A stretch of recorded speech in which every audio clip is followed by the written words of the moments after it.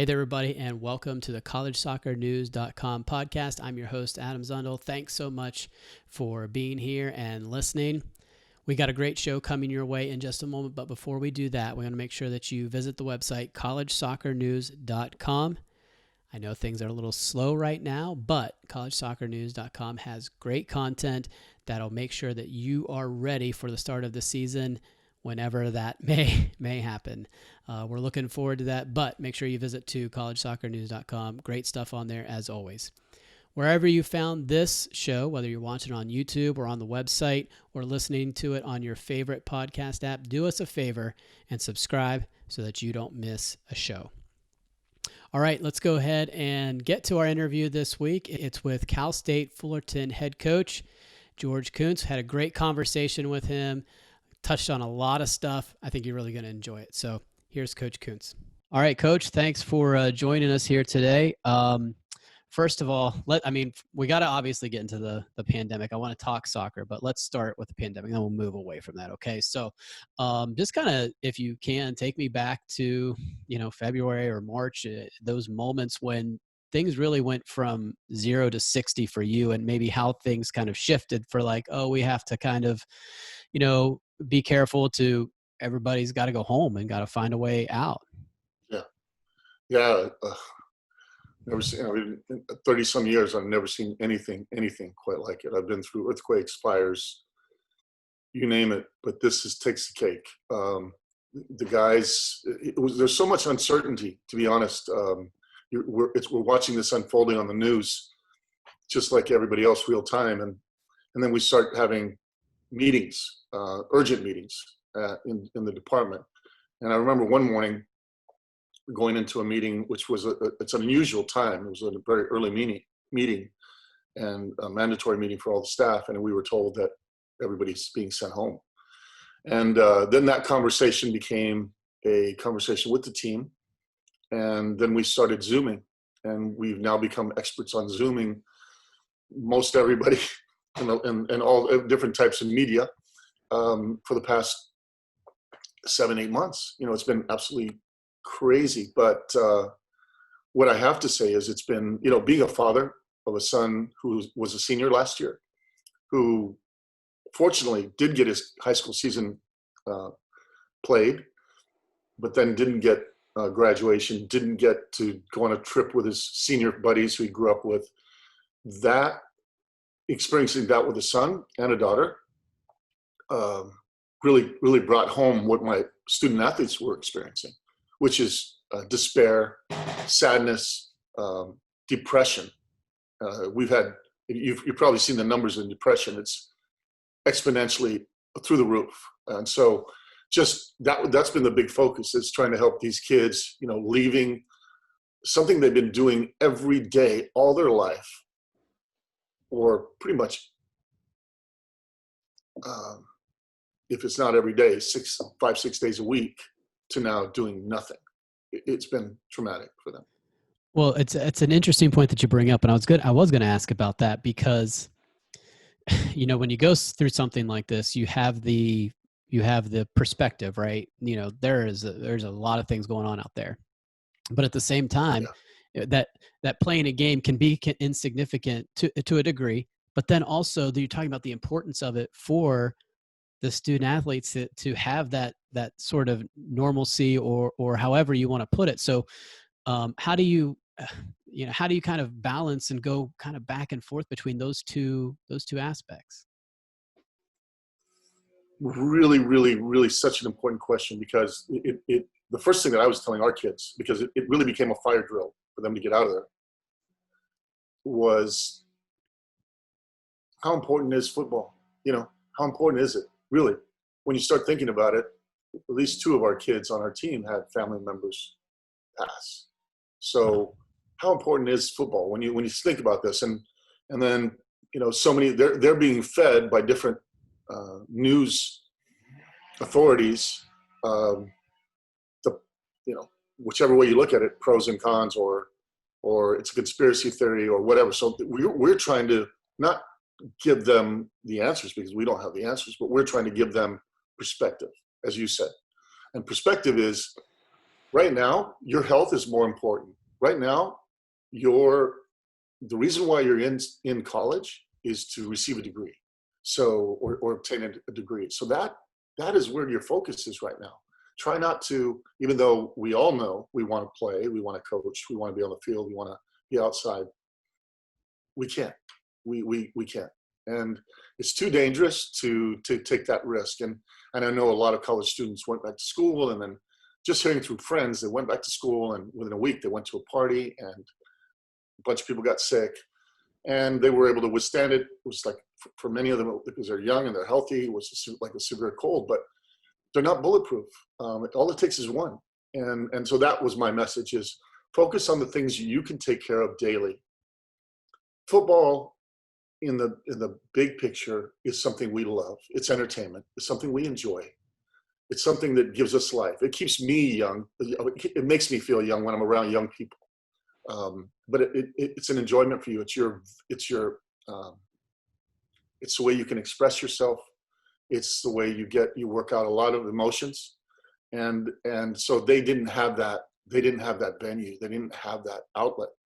So that was the biggest portion, is how can they now use different ways to obtain that outlet, or some type of either exercising outside or cross training or whatever, to be able to at least have that aura, that feeling of being able to stay fit, healthy living, get their mind off things just for a few minutes of the day. As a veteran coach, Sorry? I was going to say, as a veteran coach, I don't like to say the number of years. You said that, not me. But as a veteran coach, you have a template of the way that you've done things. You do certain things in January and specific workouts in February, March, and all the way through. Sure. Now you've torn those up, thrown them away. How has that, made you rethink perhaps some things, or adapt maybe that way, in a certain way? I mean, everybody's adapting, but maybe talk about maybe some of the things that you're doing to adapt in a new way, or reconsider some things potentially. Absolutely. Personally, for me, I bought a bunch of home gym stuff. You know, inexpensive stuff. So I bought, just get on one of those things where you buy bits and pieces, and now you have a little home gym. My gyms are closed. So that was another outlet for me in the past. I bought a bike, and I started biking probably, I would say in January, February. I started biking coincidentally, and then this hit, and the bike industry has just gone through the roof, and then became almost addicted to biking. If I didn't bike daily, I felt like I wasn't going to the field, So I tried to get them to think of doing something that could bring them some enjoyment away from others, that was safe and could give them that outlet, to get them away from things a bit. And whatever it is, whether it's artistic, whether it's, I told a bunch of kids here's where you can try an internship. If you can get into one, get into an internship, do something different, have it on your resume. Pick up extra classes. I gave them ideas to, as far as, I mean, I've been like books, headphones, books, bunch of books. And a lot of them are, books about, health and well-being and just the mental part. And so I think a lot of that, and we did a bunch of things as you know, we did a bunch of things for diversity and just acceptance, because as soon as the pandemic hit, then other things went haywire. And so the focus for us was, it's always been diversity is our strength, but we had a young man, I think Mike Avery, who was at Valparaiso, who has done a project called One Val, and he's no longer at Valparaiso. They dropped their men's soccer program. But he got on a Zoom with us, and he did a phenomenal presentation. He's been doing them around the country. It just really brought home what was really important. What's the craziness that's going on in the world with rioting going on down the street. We're still a team. We're still buddies. We're still close. We're still family. So that was all kind of stirred up at the same, very similar times, one right after another. And that's kind of where we kept our focus. And it wasn't on, we did talk about the season, and what I felt bad about was explaining to the guys, maybe early June we'll hear, maybe middle of June. By June, they have to tell us because we'll know about season. We didn't know till late July what was going on, our kids. And so I think keeping them, it would have been better if we would have known up front what, and nobody knew. Right. But we would have had a little better idea to give them clarity because they were struggling. Yeah, I feel like clarity has been one of those things where it's really difficult because the decision makers are trying to get as much information and wait as long as they can. And at the other side of that, you have people just wanting to know up or down one way or the other. And again, it's kind of it's a balancing act. Yeah. And you can imagine this now, as soon as it's July, late July, kids had airplane trips back. Right. Student athletes had airplane trips back from Europe, from different countries. And normally they get it 6 months out. That's a trip that normally they can get at a reasonable price. But now that price changed. So we told them, stay home, go to school via Zoom and focus on, staying fit, focusing on training with a team if you can locally. But I'm not going to ask you to spend $3,000 on a plane trip. What you could normally get for $600 to $800, from Europe. So it was very difficult, and it was good for them to be with their families because a lot's going on. But so many things, so many little, when one issue would close, it became, well, coach, we just put a deposit on an apartment and all of our names are on it. What do we do now? And so there was so many major obstacles for them to deal with. And so not only the mental part of this whole thing, but just they're trying to plan and they cannot plan. None of us could. And so the hope for us as coaches was that the body, which is the NC2A, which also didn't know what's going on because they're waiting for everybody else too on the national scene, but probably have a little bit more insight than us, are waiting because they're being driven by other sports that are major money drivers. So I know that I understand that side of the business, and this is what's been the challenge this year. But I think overall, even though it sounds like a downer, the guys have been resilient, have been tremendous, have adapted, one of the guys told me the other day, coach, I got into an internship. And I said, you listen, that's fantastic. And the guys are training, they're playing, and not necessarily in games, but the guys have found other guys like them that are at other universities or guys that play and get together and play, somewhere. But they're trying to stay socially responsible, wear the masks till they get on the field and doing that. But they're finding a way. And we've been lucky, and touch wood, we've been very lucky so far. Yeah. When can you start, and it's never over, I'm not saying it's over, when can you start to think about soccer more and kind of take that next step? So everybody's at a different place. There's schools full on training. We are in the Big West, and it's even different in the Big West, but we are, we've been 2 weeks almost now, strength and conditioning. So we are not with the guys. We're not allowed to be with the guys. They want minimal people around the guys. And then next week, we can add in the skill training piece. Again, social distancing, 6 yards apart, 6 to 8 yards apart, no interactions, no 1v1s, nothing, but there's pods. So it's a pod of 6 or 8 guys, and we're doing it in a carousel style. So they're going to be in one section of the field, another section of the field, another section of the field. They'll rotate for about an hour, right? And then they go to strength and conditioning, but they're getting to use the ball, and we're easing into it. And again, every time they arrive at the university, it's protocol. They have to use all the protocol. So they're doing a really good job at the university. I mean, they've been very, very meticulous with us. We've had to go through training online. Our trainers, our ADs have spent so many hours just, providing the chancellors and the presidents with information, how they would go about it, and then getting it accepted, and then initiating the process. So even though it's been a slow, deliberate process and it took a while to get going, it's started now. And I know their schools are full on training, even in our conference, that are weeks ahead. But I think the way that we approached it was very cautious, and all it takes is one. It says one person gets sick, and now that person could be out anywhere from 6 weeks because they have a back to play protocol to 6 months if there's any heart issues, they see any heart irregularities. So we don't, it was a decision. Some sports may not even go back to training for this fall. So, every coach had to make their own decision. We kind of interacted with the student athletes, and they wanted, the ones that were around wanted to get back into it. And they promised us, the leadership on the team, that they would make sure that they were doing the right things as far as in their own houses and then back on the field. Yeah. Big picture, with the year of eligibility being granted, and who knows what the next few months holds at the season, no season, but we do know that everybody's going to get a year of eligibility. Yeah. How do you think that affects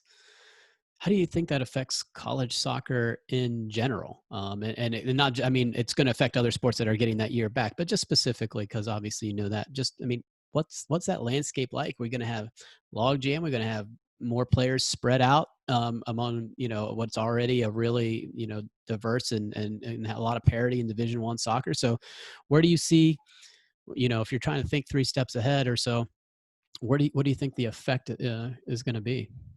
Well, it's all happened, as you mentioned. This has all happened pretty quick, and then in addition to that, if you tag on the transfer portal this past year, I mean, it's crazy. So when you add that piece to it, there is more parity. There's more parity. We know in our conference, the top couple teams in the conference every year can compete with anybody. And I would say that most conferences would say that. But especially the conferences that everybody knows get so many teams in the tournament. But I think what will change is it's given kids a better perspective. I think there will be more of a glut. I feel bad for the guys that are the incoming freshmen that thought they were going to have an opportunity to take a senior's place that's coming back now. So those kids may have to redshirt or may have to, make a decision to they might not get as much time, or they just compete. That's the way it is at the next level anyways. And that's what we have to explain to them. At the next level, it's about performance, and you're taking somebody's job if you're playing at the professional level. So this is the reality of sports. At the same time, we're at a university, and you came here to get a degree. And yes, you may have that carrot, which is you'd like to play beyond college, but the reality of it is we know the numbers, how many do. And we think that less players are, as you've seen with the combines this year, the less players getting drafted. Draft is really whittled down, and more players, because the academy system in the past and the way the MLS academy is coming along, we're going to see it change again. But soccer, I was fearful that if we didn't change some things, that we would become more irrelevant. And when I say that, I've been around a long time. I was there coaching Pepperdine when we had gender equity. We brought women's soccer into the national, when the women were fighting for gender equity, and it was fantastic. I was all aboard. But now we see 14 scholarships on the women's side. Now we see 300 and some teams on the women's side. And where's men's soccer? What's happening now with that? And so my concern is with the academy piece and not having college soccer on the forefront for almost a year now, that we lose relevancy. And so how can we address that as a national Division I group? Something has to be looked at. I know Rob and Sasho have really worked hard on that front, but we really have to we were right on the verge of getting a vote for the year-round sport. So, right. Where we are, we're going to pick up the pieces and really focus on what is going to help us stay relevant and what is important, because we have you're looking at, I saw this week, UNLV kid who was fantastic, a local kid from Las Vegas, Bukowski, was the MLS player of the week. Okay, we coached against him. He was at UNLV. He scored, 3 goals this week for LAFC, and out of nowhere. I think he went to Reno for a year or a couple of years. And I'm just proud of Rob. I'm proud of the coach there. He's Rich Ryerson. I'm sorry. Rich is a good friend. He recruited this kid, and the kid did very well in their conference. And that's relevant for a kid to come. I shouldn't say a kid, a young man to come in and be the player of the week in the MLS. That was in the WAC. That was that. It's fantastic. It speaks volumes for Rich Ryerson, and it speaks volumes for college soccer. It is relevant. There are players that are getting trained properly at the university level. You look at the Marylands, you look at the James Madison University. We went out and played both those last year. Very good teams, but it's close. I mean, it's close. Those games are close, and from east to west, and the top colleges. And the colleges are doing it the right way, are training and preparing these kids year round. It's that people don't think the season is short. You're really training these kids year round. They are on year round microscope, a lot of work, and they do the right things. And, they can play. There's several that can play at the next level. Can't be overlooked. It is definitely relevant. Yeah, absolutely. I mean, that you can't discount the development that happens between 18 to 22, from physical to mental to tactical, all of those things. And that's why, we still love this sport and would love to see those success stories go on, and hopefully those will continue. All right, let's take a deep breath and let's move on to some bigger picture. Talk about you a little bit. Let's talk about, I was, obviously, correct me if I'm wrong, but all of your college coaching experience has been as a head coach, correct? Yes. I think that's a really unique experience. Because trial by fire, to be honest. Well, right. You started 2 programs at least, right? And you started the women's program, and you're coaching men's and women's Division III at the same time. That had to be a ton of fun. Yeah. But I was going back through, and I saw that you still counted some mentors. Obviously, your father, but you were talking to Klinsman and Sampson and those guys. But you were in the chair. All right. So you're making the calls, and obviously you're leaning on people, but there's no good cop, bad cop. Oh, coach isn't playing me, and it's all right. Just keep, you had to sit in that chair. Yeah. What are those lessons like as being a head coach? And I'm guessing at this point you wouldn't have done it any other way. No way. I slept in the back of my truck the first year of my college coaching career. I made $2,500 a year before taxes at Cal Lutheran. We started the men's program there. Not started. The men's program was already started, but it was in shambles. And then my boss would see me getting there early.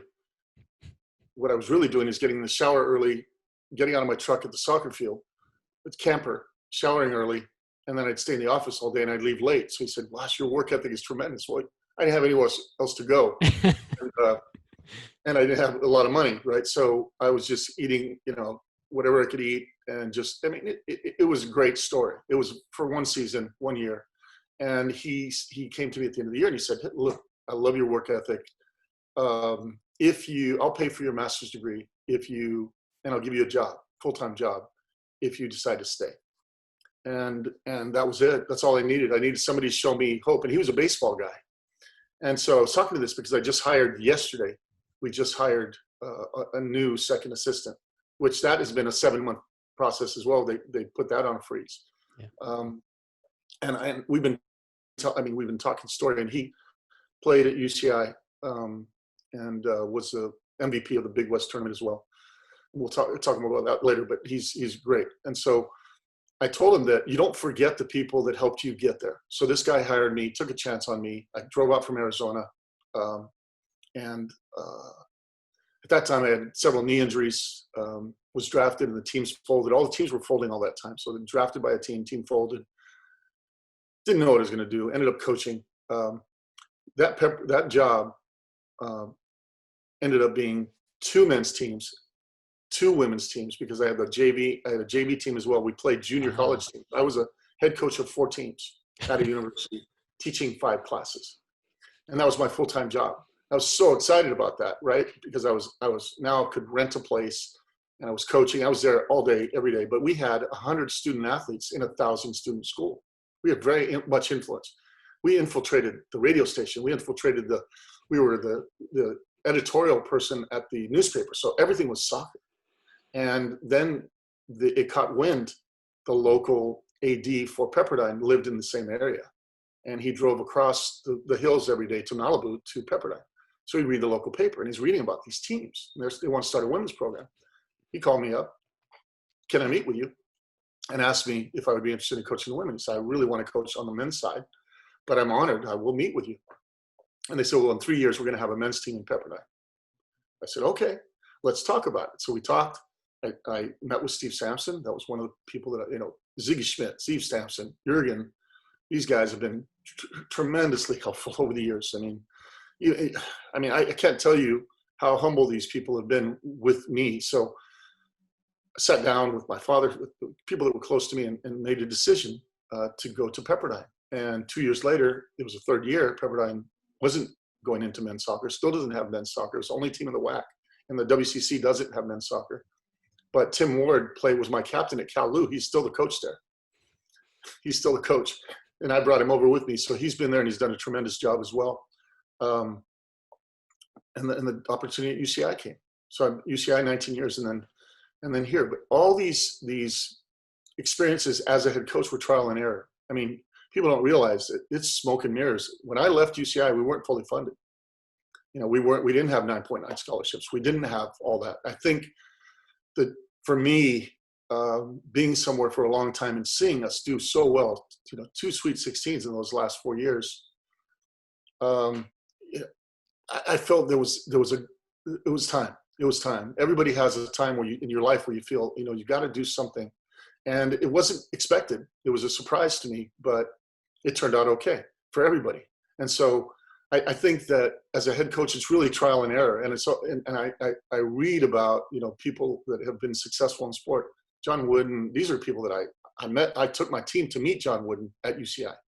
That's a whole nother story, but there was an advertisement in the paper, and it was like $400 to go to. We didn't have it, obviously, but I asked him if we could just meet him for 5 minutes. Most of my players, student athletes, didn't even know who he was.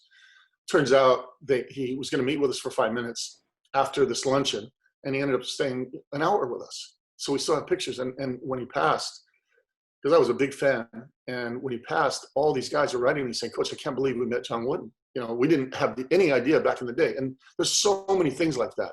The museum in Alabama and the church across the street that we went to many years ago when we played UAB in their tournament, trying to give them life lessons about, diversity and about what has really gone on in this country. I think that's been a big focus of ours, is not being only about football, soccer, but to teach them about life and being a good man, being a good person, being a good teammate, and being a good employee. So I think the humbling experience of being a head coach and struggling a bit and taking a few knocks, as I did at UCI. We were lucky at Pepperdine, lucky at CLU to really do really well. But at UCI, it was a rough start. I mean, we were on 4 scholarships. We were playing in the 17 team, 18 team. It was a combination of the what is now the Pac-12, the Big West, and it was a combination of three conferences at that time. And if you weren't in the top 6 by mid-season, you had no chance, 0 chance to get to the NC2As. So that's humbling, and then you have to motivate your players the rest of the season. So those are experiences for me that really defined kind of how I approach things. What if one or two things translates across sports, and when it comes to coaching in terms of like qualities, what translates and transcends? You talked about John Wooden. I feel like personally, if John Wooden, given maybe 12 months lead time, could probably coach college soccer. And just because they're just well, I don't want to give away my thoughts. I want to know yours. What are some things that transcend sport in terms of being a good coach, in your opinion? Being consistent, showing that you care, being, once they know you care about them as people, they'll do anything. I mean, and we will do anything once we see that our bosses, the people that we work for, show that they care. We go the extra mile. We always, we're going to work hard anyway, but just, you will do anything to make sure that you don't want to let somebody down. And John Wooden was that type of guy, the type of personalities that he worked with. Character was huge, right? Character was huge. Details, being consistent. So keeping many things consistent so they knew what the expectations were. That's part of, I think, what allows your coach to have longevity, because you're going to find players that obviously that are challenged by authority, players that are challenged by college, players that are challenged by so many different situations in their lives, and you have to try to find a way to get them through it and motivate them, or find the right buttons to just keep them going. And once you have children, you see what they go through as well. You're living through that. And you have this this sense of a better sense of what these kids are experiencing. I would hope that every coach sees that has family, and it's not about them playing pro soccer anymore. It's about the experience. What did they get out of it? And for me, I think the older I get, the more I've stopped being the yeller and the in your face type coach. I'm much more different and much more about them. How are they feeling? And this is our modern society too. But sometimes I didn't feel good going home because I was so my way or the highway. And now I think I have a much different approach. It's changed. It's all changed. And so John Wooden's approach he was a teacher first. And not only John Wooden, you look at a lot of the people that are very successful, they're man managers. Ziggy Schmidt, oh my gosh, to deal with the egos that he's dealt with over the years and how successful he was. This is a big piece of coaching, is just being able to find that balance of, even if they have egos, getting to a place where you can communicate with them at a level. And then even the ones that don't have big egos, trying to get them to a place where they thought they couldn't go. And just watching the NBA finals, learning lessons from those two, the big guns, pushing each other to be the best that they can possibly be in the locker room, which also has veterans. But those two are pushing themselves to another level is what fascinates me. Those types of things within the dynamics of an organization, of a team. A couple interesting points there. One, I feel like when you talked about caring, I feel like that can be kind of the X factor, because you can do a lot of the things. You can be consistent. You can know your tactics. You can know how to recruit. But if there's some sort of level of not being authentic, I feel like that's where the rubber maybe hits the road and maybe differentiates some people. And the other thing you mentioned with the NBA Finals, interestingly enough, both of the Eastern Conference Finals, both of the coaches, Brad Stevens and Eric Spoelstra, met with a Division II head coach in the offseason to try and get some ideas. And so you're talking about that, like continuing education and learning and humility. Also kind of behind the scenes against the grain there. So I think that's phenomenal to hear that. I mean, that's the first time I've heard that. But I learned during the finals.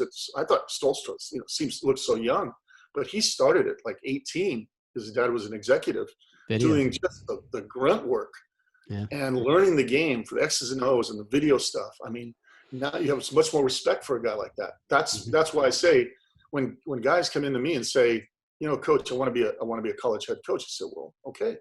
Where do I start? Do I, become an assistant? Here's what you should do. You should coach high school. Or you should, you're going to have a lot of trial and error. So if you can be an assistant at JC, an assistant at anything, take on anything just to get a role, even if it's a volunteer, get your graduate degree, do anything you can to get around so you can see the inside workings, because all the things you've just mentioned are key to being successful in any sport. I mean, to be able to get those guys to play. I mean, and I was glad to get my Lakers in there, but the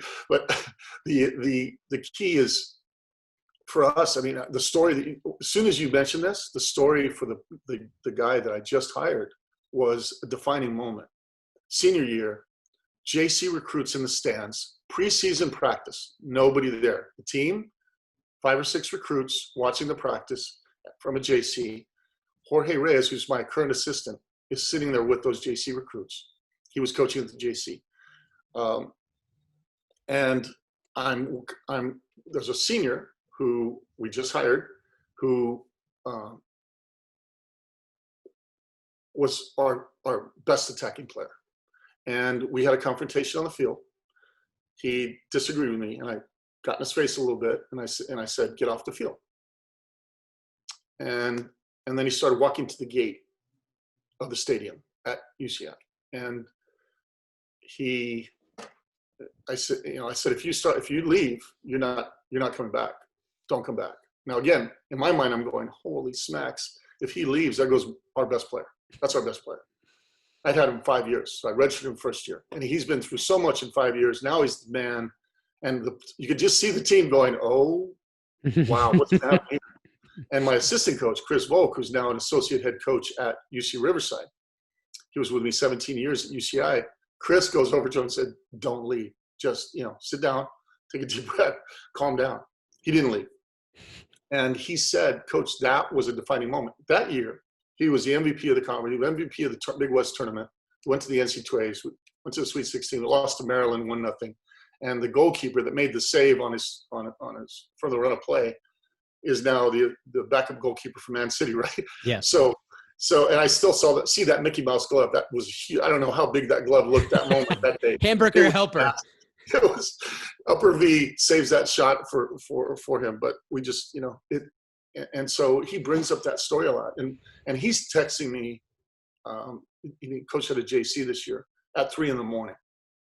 Coach, what do you think? And I'm working on stuff for our team, and I said that's coaching. That's what ends up. It doesn't leave you. It's a passion. People say, why don't you have some other hobbies? Why? Why do I need other hobbies? I'm obsessed by this.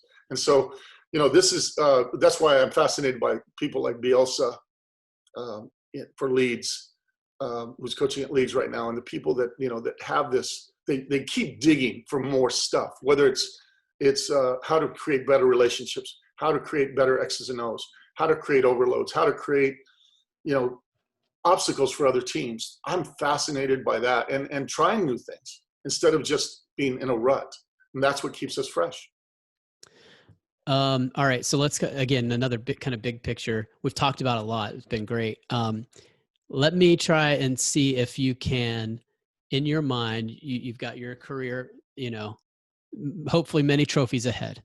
But when you look back and you're thinking about, championship moments, that situation with that player is very, very interesting. But when you're thinking back, what are some of those trophy moments or particular game moments, maybe 1 or 2 or 3 that are the first ones that come to your mind in terms of, proud moments, upsets, fulfillment, using those as a guide? What are some things that flash in your mind? Okay. There's a few. The last team to beat UCSB before they won their national championship was UCI at the time. We won 2-0. Brad Evans scored both goals, and we didn't get invited to the NCAA tournament. It was one of the heartbreaking. It was we had never gone, and so UCI wasn't considered at the time for the NCAA tournament. The next year, or within a short time after that, we were invited. But it was such a tough year because we had even gone to a hotel. We were told we were getting in. We had beat San Diego State. We saw if San Diego State gets in, we're getting in. And San Diego State went up on the board, and we never showed up on the board. We had beaten them.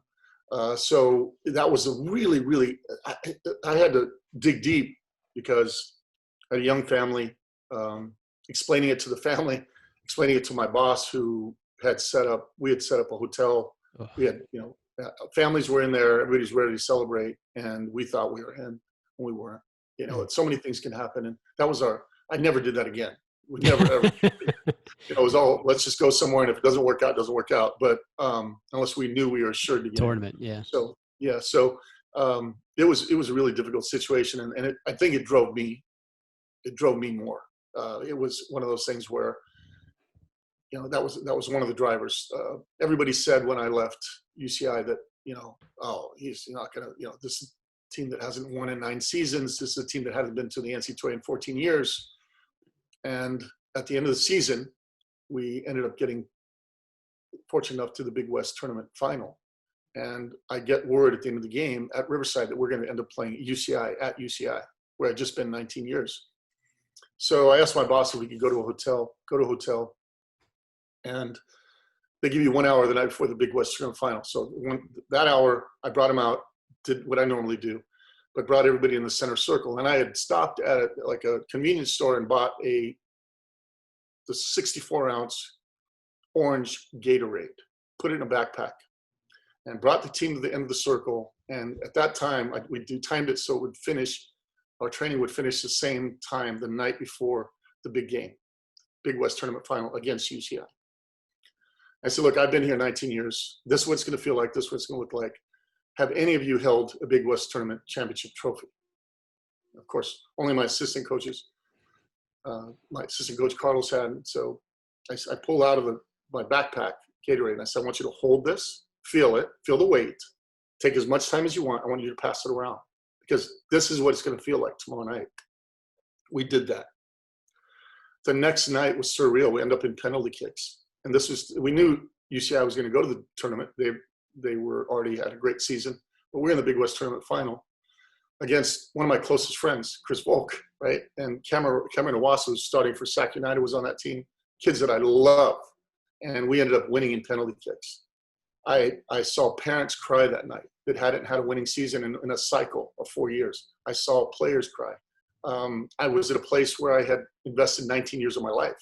I mean, it was emotions I can't even explain. I'm picking Cameron Iwasa off of the ground, and I'm saying, I'm sorry, you're still going to go to the tournament, and I said, I love you. And he said, I love you, coach. And that's what sports mean to me. It's just those moments, but it was trying to get guys to believe they could be something bigger than they are, and that's where they are. They were kind of in a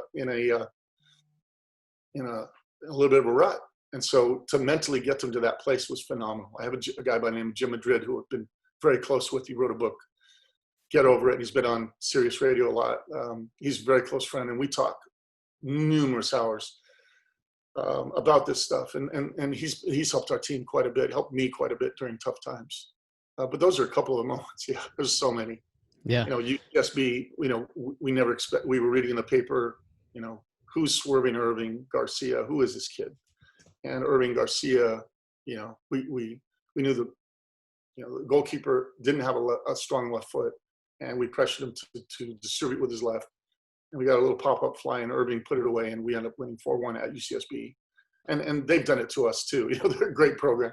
But now Tim's the watermark in our conference. He's really set the standard. And so, but it just, to have kids go in and believe in those environments is phenomenal when you're getting hit by tortillas. It's great. It's a phenomenal environment, and that's what college soccer should be. That's what it should be. All right, man, we got into a lot. I really appreciate it. It was a great conversation. I do want to ask one more thing here before we go. And again, it's more soccer specific because we're with the season that you all had last year and such a good start and really kind of building that momentum. Do you feel like is it going to be really difficult to recapture that momentum whenever things get started again, whenever that might be, or do you feel like that's still going to be there? That this is still ticking upwards at the right kind of pace. I feel like our kids are in the right place. We didn't lose much, but with the time delay, and we'll lose some guys. Right. It's going to be a challenge. Last January, we decided we hosted Colorado Rapids for a month, so we watched them. We could see them train for a month at our stadium. We played against them. We tied them. It was a scrimmage, of course, but we tied them. We played against 4 other pro teams. We did very well, which we would hope that are comparable to. We think USL is very comparable to Division I college soccer. There's a lot of teams, that are close. And so I would say that, based on that measure, we were in a good place. The guys are optimistic. There's a really good group. I feel good about them. To pick up where we left off is going to be difficult. We struggled in the middle of the season last year. Beginning of conference, we had an injury to Christian Pinzon, who was our leading scorer at the time, and it was a nagging injury that started just on that Maryland trip, and it just continued on. It was a struggle. So it's always a question of who's going to score the goals. It's always a question of who's going to be next. But I think we had a pretty young group, and we've added a few pieces that it makes it exciting. So I'm optimistic. I'm optimistic that we have the atmosphere is good. The team chemistry is very good. The work ethic is super high, and we've always credited our team with work ethic. So hopefully that'll take us somewhere. All right, I like to leave on a high note, so we got that optimism in there, and so I think that's a good place to leave it. Coach, again, can't thank you enough for spending some time with me. Really enjoyed it. Appreciate it. Stay well, and we'll hope to talk to you soon. Thank you. I'm very honored that you spoke to me, and I look forward to the broadcast. And thank you so much again. You got it. All right, that's going to go ahead and do it for this edition of the collegesoccernews.com podcast. Hope you enjoyed that conversation with Coach Kuntz as much as I did. A lot of good stuff in there. We really do appreciate him spending so much time with us. Thanks again to everybody for listening. Make sure you visit collegesoccernews.com, and we'll be here real soon with another episode of the collegesoccernews.com podcast. Thanks for listening, everybody. We'll see you.